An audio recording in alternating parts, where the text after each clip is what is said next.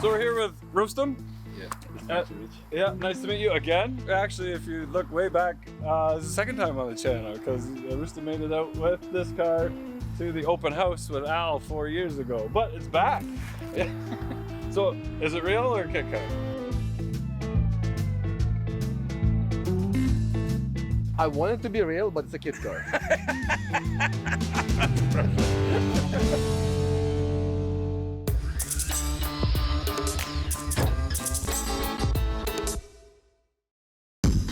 Because it's a kit car, right? Nobody else has one just like this. Even if they buy the same one, buy the same components, they bolt them together, it'll probably be different. You're building it yourself, you're building it your way, you're gonna build it how you like it out of what you have. It makes you feel special about it. It's just, I guess, just a feeling. The project actually started really far, right? So back in the day, I used to live in Toronto in a small box apartment. I had my dream car, which is a Subaru. At the time, I was out of school, being an IT guy, had no experience on cars whatsoever. So I did all my work at my pop's garage and left the car there, took the bus home. My wife, she didn't like the fact that my only car, my daily driver, grocery getter, was always on jack stands, right? That's a So, Subaru. yeah, that's the Subaru at the time, right? So she was saying, how about this? If you like to work on the car, get yourself a toy and work on it, but just don't touch this car so we can go get groceries, right? I thought my wife was the only one who said that. Don't touch my car. Go get your own stuff. Work on your own stuff. Don't touch mine. Yeah. It's common. I picked the car, the Caterham one, the Super 7. I showed it to her and she said, well, that sucks, looks ugly. I'm not gonna sit in that car. At the time, it was, you know, Honda time, right? Oh. And she said that she's gonna come back and show me the one that she picked.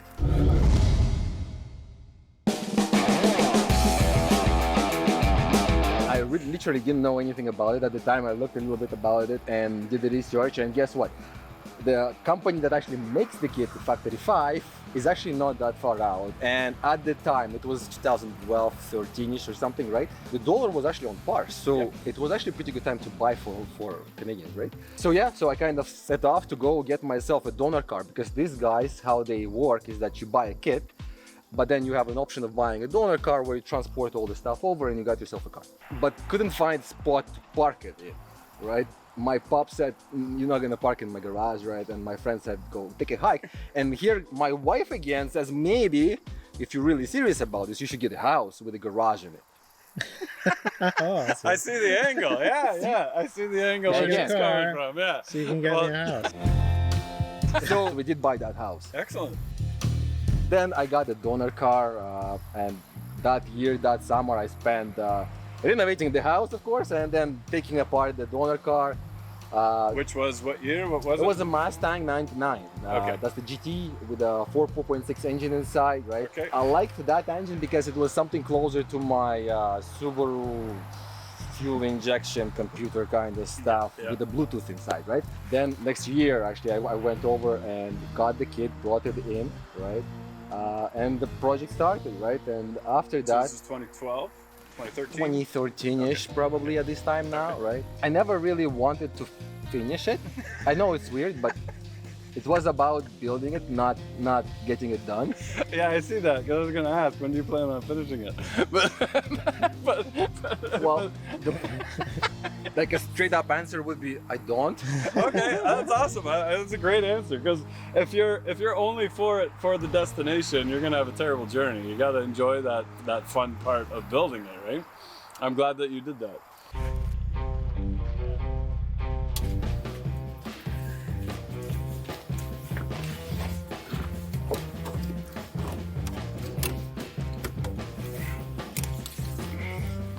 It's like a go-kart, except smaller.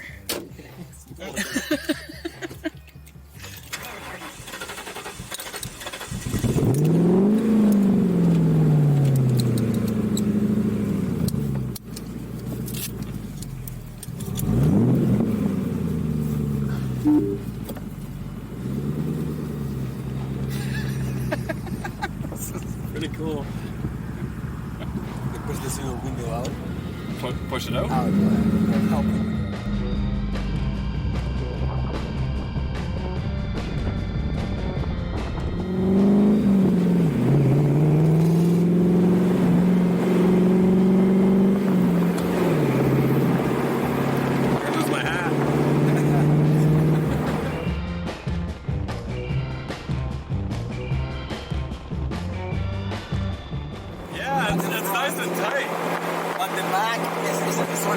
that's kind of fine, right? Oh yeah, yeah. So something to keep in mind. So the front's nice and tight, and the back just kind of tagging along. Yeah, so when it does the swing, you gotta catch it. Okay. It can't be as bad as the Bronco. Ah, there's the two of those, right? That's great. It's smooth. There are no vibrations. It's quiet enough that you can talk if you're not on it.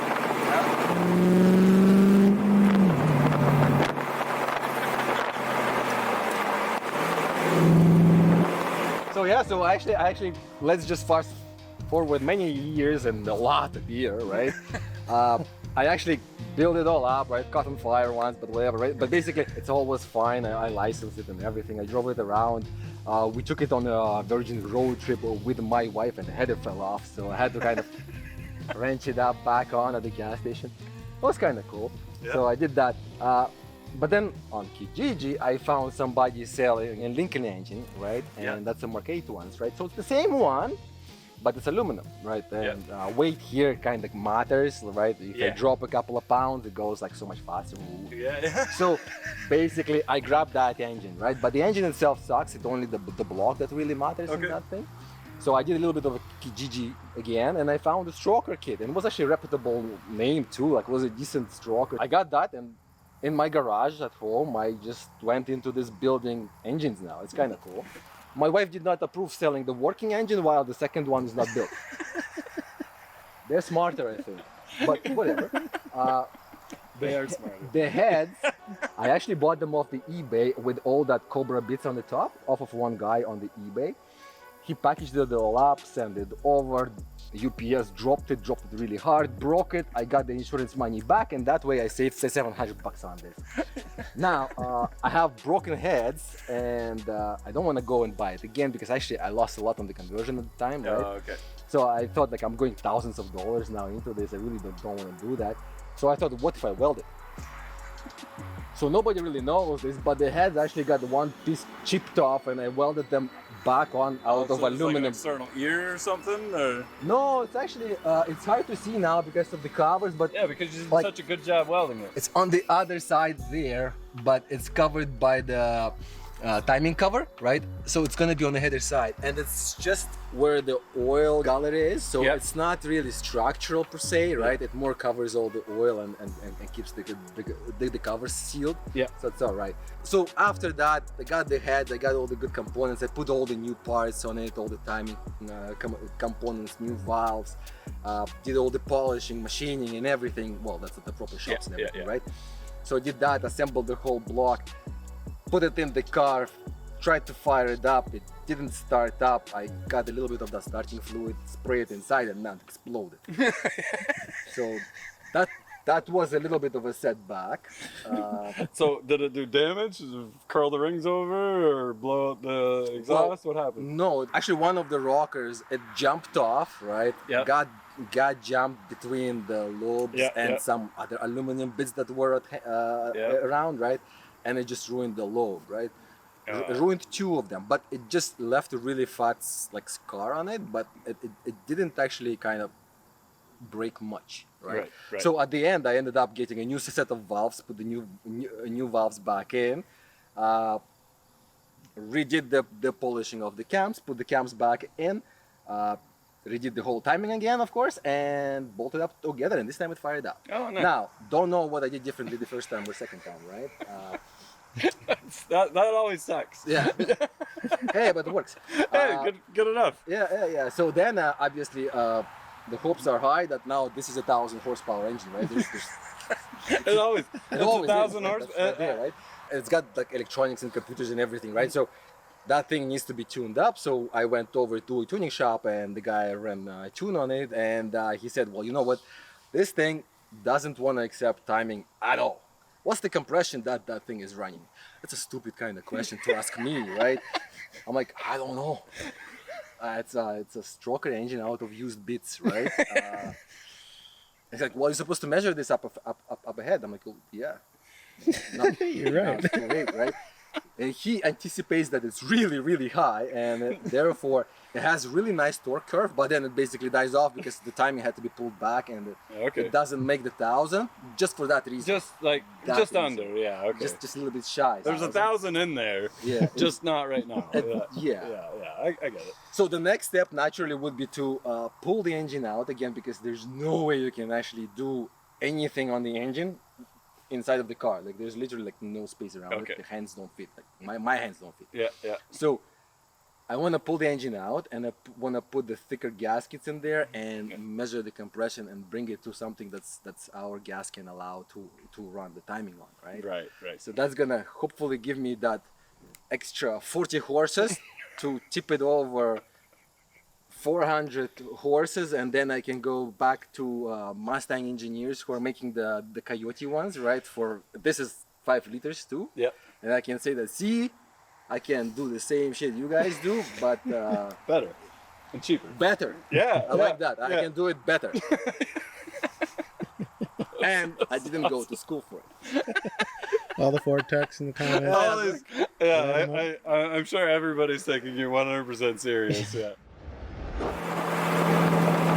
So how many kilometers have you put on it since you built it? It's rolled over 5,000 now. Okay. But it's on the second engine, so the braking oil is not out just yet. But this one actually, it will spin up to 8,000. Okay. For you, so if you find a spot where you can do it, it's kind of cool.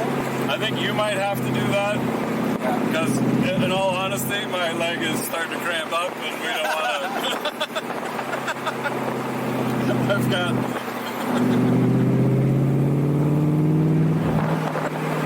I've got like another 2 minutes, and then we're just about there. That's the volume of the sound here, right? Yeah. That's with catalytics on it. Oh, okay. It's got 2 cats on it, right? On each side. Keeps calming it down, but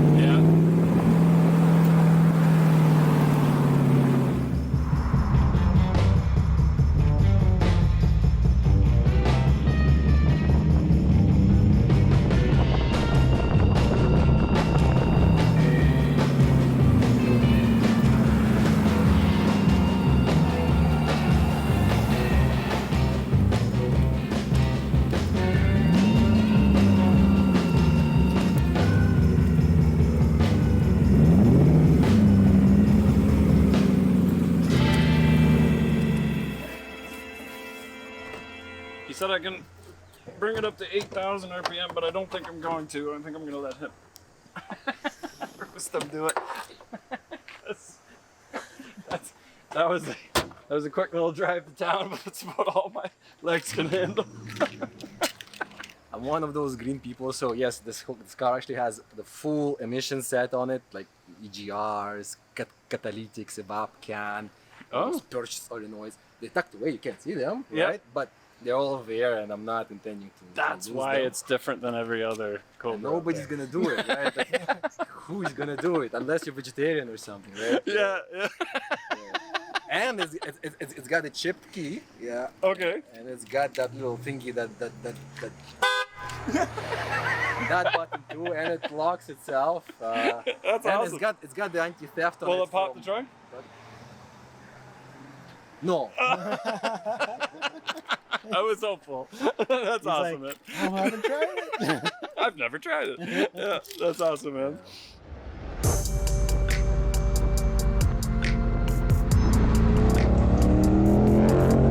Factory 5 is #1 company in the world, I'd say, right? So I bought this. The sponsor. No, I'm actually not sponsored. It's a honest opinion, right? So I bought this car 10 years almost ago, and every time I reach out to a tech, there's somebody who will answer my questions, right? Good. I was doing some door seals, right, and ran out of the door seal material, right? Yeah. And I'm like, hey guys, how is that even possible? Like, it's supposed to be part of the kit. It's supposed to be enough, and I'm doing all your instructions, right? It's not like it's gonna change on the car to car, right? The guy's like, don't worry about it, and I'll send you over. And they FedEx over a box of door seal material, right?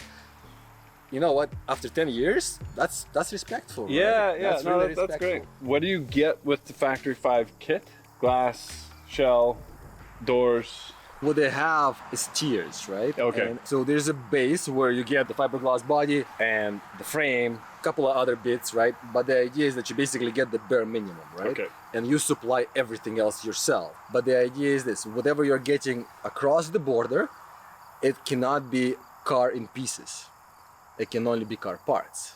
Okay. So that's kind of important when you're importing the kit, right?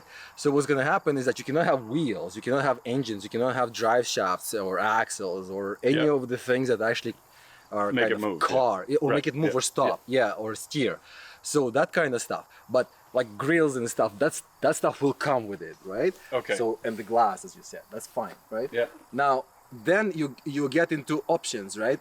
That's your base, and you can select anything you want all the way up to a complete kit where it's going to be car in pieces, right? And basically you just put an engine inside and fire it up, right? Okay. So that's how far you go.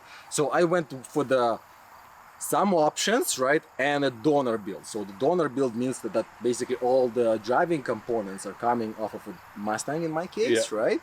So rear axle, trailing arms, your front suspension, steering, rack and pinion, all of that is from your All of dome. that, right? But Even more than that, all your brakes, control arms would be off of that too. So it's the whole subframe off of the Mustang? No, there is no subframe, right? Oh, okay.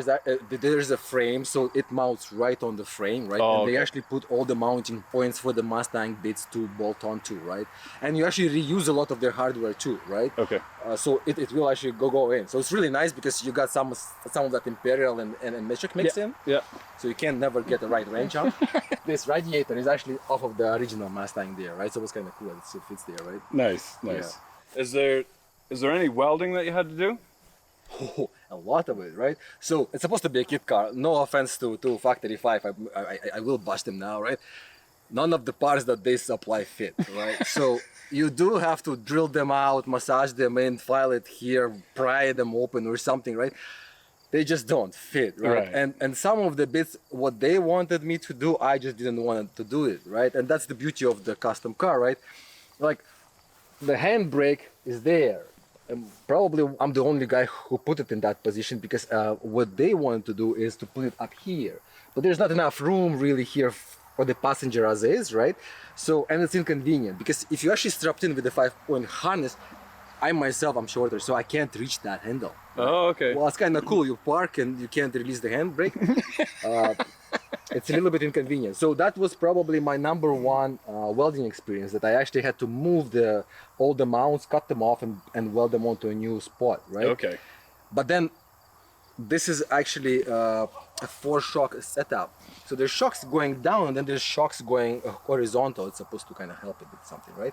All that torque, it's 1,000 horsepower. 1,000. Right. Okay. 1,000 torques too, right? But basically it's a diesel. But the thing is that those are not supposed to be on there because they just don't fit. They don't clear the coilovers. Okay. I kind of had the bits and I had the welder now, right? Well, now you can massage them into making them work, right? So now it actually fits, right? So that's one. Then here I got the control arms, right? The control arms were originally off of the Mustang, the donor bit, right? It's the stamped steel ones. They're probably really good. They don't look good, but I had to get the proper tubular ones, right? Everybody has those. Yeah. Kijiji or no? No, of course. So I went on Kijiji and I found myself a set of tubular arms, right? And guess what? They don't fit the coilovers that I have, right? So then you bust out your grinder and you make them work again, right? That's only your steering and suspension, and you've got no experience, so why not? It's not like a car carrying bit, right? But basically, it's on there now, and I made it here. That's good. So there's that bit. Then that was awesome, right? But then I figured out I'm gonna do the headers, right? And that was Al and his channel, right? Well, he just welds up those headers. Oh yeah, like, yeah. Good music you got music playing in the background. It's like 15 minutes, isn't it? Yeah, just 15 minutes, yeah. and he's got like a Camera header. pans, and it's just He just sits in there. It's just done, right? And yeah, I thought, how hard can it get, right? So I got myself a lot of steel, right? And I went for it. And you know what? It sucks, right? It's difficult and it don't fit, and it's just pain. So then I figured out what I needed is more welders. A different welder, a bigger welder. Yeah, more expensive one. The problem is the tool, right? I went out and I spent good money on Lincoln Electric, right? I started that, and you know what? That thing goes through gas so good, it's amazing, right? But I got myself headers, right? And I made those headers for the other engine, right? That was cool. Yeah. So then you buy this new engine, and you know Ford, right? Nothing fits. Yeah, it right? doesn't work It anymore. just doesn't work anymore. So you gotta Make cut them, headers. Yeah. gotta cut them all off, make new headers. It's just, I love it. Nice.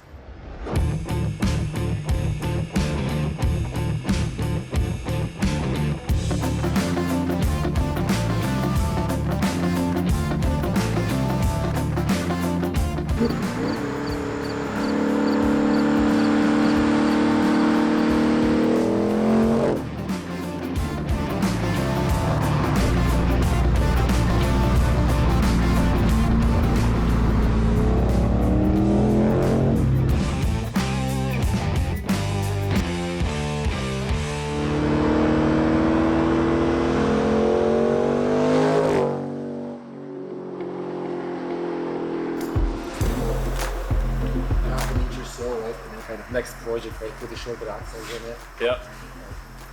It's not gonna All be new control arms again and all this. No, the suspension- controls are going to be the same, right? Oh, okay. Because this is a Mustang rear end, right? And it's going on the Ranger, which is also a Ford one, right? Yeah. So all the hookups are the same.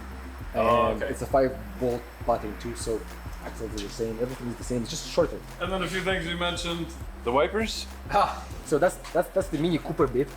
That's a Jaguar bit, and I don't know what these wiper blades are off of too. They're actually British, and if you look at it, I had to heat them up to turn them the other way, because in UK they were supposed to be mounted the other way around, right?